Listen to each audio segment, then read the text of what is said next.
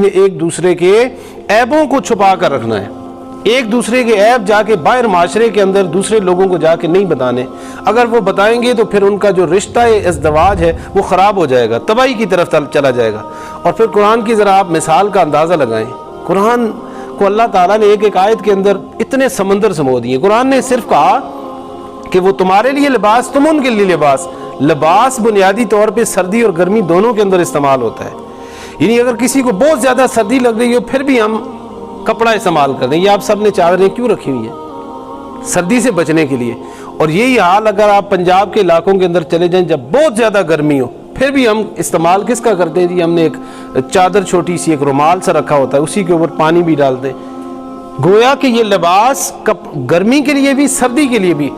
قرآن کی مثال دینے کا مطلب یہ ہے کہ آپ کی اس ازدواجی زندگی کے اندر بہت جگہوں کے اوپر مصیبتیں بھی آئیں گی، پریشانیاں بھی آئیں گی، دکھ بھی آئیں گے، سکھ بھی آئیں گے. فرمایا تم دونوں نے ایک دوسرے کا ساتھ دینا ہے، لباس بن کر ایک دوسرے کے ساتھ کھڑا ہونا ہے تاکہ یہ معاشرے کے اندر تمہارا جو سلسلہ ہے یہ قائم دائم رہ سکے اور اس کے اندر کسی طرح کی پریشانی نہ ہو. اس کی وجہ سے سب سے زیادہ جو پریشانی ہوتی ہے وہ اولاد کو ہوتی ہے.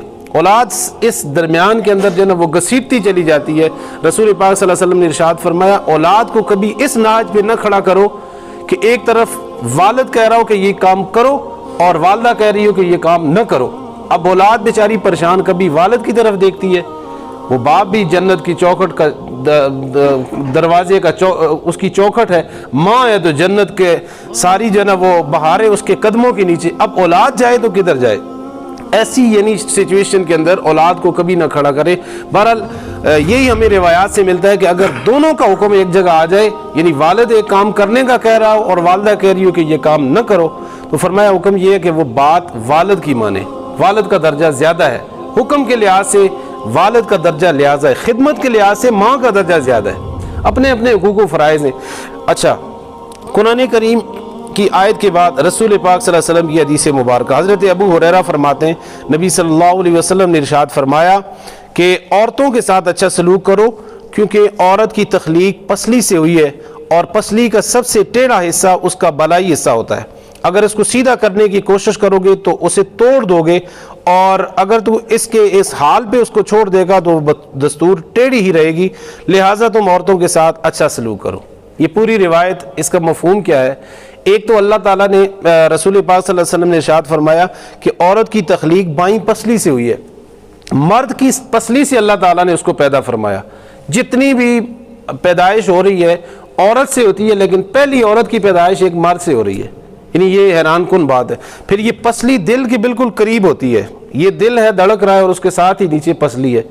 مرد کی 12 پسلیاں ادھر 11 ہیں، عورتوں کی دونوں طرف 12 پسلی. مرد کی ایک پسلی ادھر سے کم ہے. اس پسلی سے اللہ تعالیٰ نے عورت کو پیدا فرمایا. یہ دل کے نزدیک ہوتی ہے. اس کا مطلب یہ ہوا کہ اللہ تعالیٰ نے ان کے درمیان جو انس اور محبت کا رشتہ پیدا کیا ہے وہ بھی بہت زیادہ ہے. اور پھر فرمایا اس کی جو ٹیڑھی ہے، یعنی پسلی بنیادی طور پہ ٹیڑھی ہوتی ہے، تو اب اس ٹیڑھے پن کے اندر بھی اللہ تعالیٰ نے اس کا ایک حسن رکھا ہے، ایک جمال رکھا ہے. تو رسول پاک صلی اللہ علیہ وسلم نے کیا تربیت فرمائی؟ جیسی ہے گزارا کرو. سیدھی کرنے لگ جاؤ گے ٹوٹ جائے گی. ٹوٹنے کا مطلب کیا ہوا؟ یعنی اس کے ساتھ تمہارا جو تعلق ہے وہ ختم ہو جائے گا، طلاق ہو جائے گی، جدائی واقع ہو جائے گی. لہذا فرمایا جیسی ہے گزارا کرو. رسول پاک صلی اللہ علیہ وسلم نے ارشاد فرمایا کہ مومن مرد مومن عورت سے بغض نہ رکھے، اور اگر اسے کوئی ایک عادت ناپسند ہو تو دوسری پسند آ جائے گی. آپ صلی اللہ علیہ وسلم نے فرمایا اس عادت کے علاوہ کوئی اور عادت، یعنی اگر اس کی کوئی ایک عادت بری لگتی ہے تو فرمایا کوئی اس کی ایسی عادت بھی تو ہوگی جو اچھی لگتی ہوگی، لہٰذا اس کو زیادہ ترجیح دیا کرو. حضرت عمر ابن العاص. اچھا، رسول پاک صلی اللہ علیہ وسلم نے ان عورتوں سے متعلق بھی ہمیں واضح و نصیحت فرمائی ہے جو کسی بے راہ روی کی طرف چلی جائیں یا ان کے اندر کوئی ایسا عمل آ جائے جو مرد کے لیے ناپسندیدہ ہو اور وہ اس کو پسند نہ کرتا. اس کا بھی ایک طریقہ کار بتایا ہے، مارنا پیٹنا گھسیٹنا اور پورے جو ہے نا وہ معاشرے کے سامنے اس کو ذلیل و رسوا کرنا.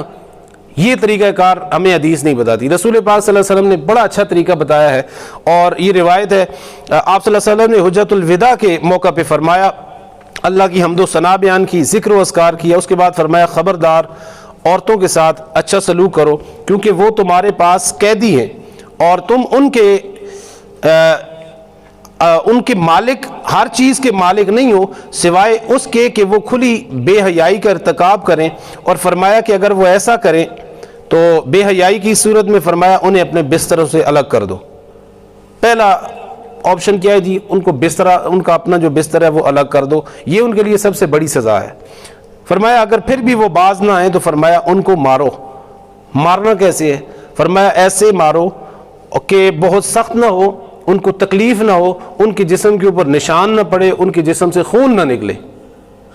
اب آپ مجھے بتائیں کہ اگر وہ سزا، یہ دوسری پہلا طریقہ تو فرمایا نا بستر الگ کرو، وہیں سے وہ باز آ جائے گی.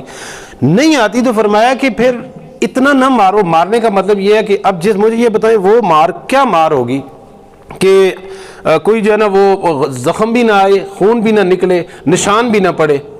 تو یہ ایسے ہی ہے کہ جیسے پھول سے کسی کو مارا جاتا ہے، روئی سے کوئی کسی کو مار رہا ہے. یعنی سزا سے مراد یہاں پہ بھی کوئی سخت ترین اذیت دینے والی سزا مراد نہیں ہے، بلکہ ایسی سزا دو کہ جس سے وہ اپنی اس بے حیائی سے باز آ جائے. اور فرمایا کہ سنو